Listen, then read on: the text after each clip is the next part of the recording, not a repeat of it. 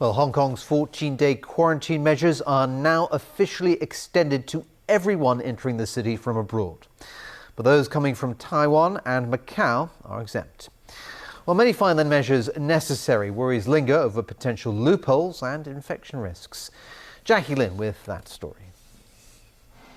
The first day after the quarantine measures took effect and the scramble back home continues.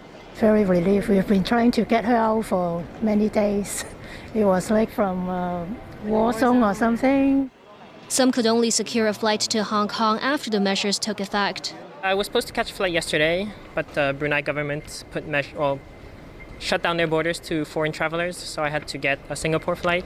After the quarantine measures took effect, at least 36 incoming flights were cancelled. The highest number of flights cancelled come from South Korea, followed by Japan. Those who managed to reach Hong Kong are now required to wear an electronic wristband to ensure they stay at home for 14 days. I think it's like a necessary procedure because it's safer for me and for other people.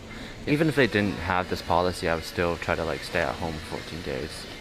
Still, some had their doubts about the measures. They're not really taking it that serious because, there's a lot of faults in this system. If I'm going back home today and I scan this on my other phone, I put it in my apartment, I can still go out.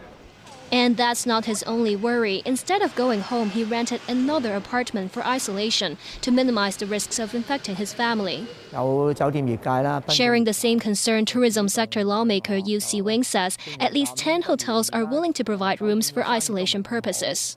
They include this hotel, which offers a 14-day package tailored for those needing quarantine. But Yu reminds these hotels' ventilation systems should be inspected thoroughly to ensure the virus won't spread from within.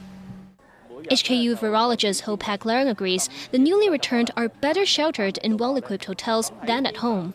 But the more effective and responsible approach Ho stresses remains a complete border shutdown.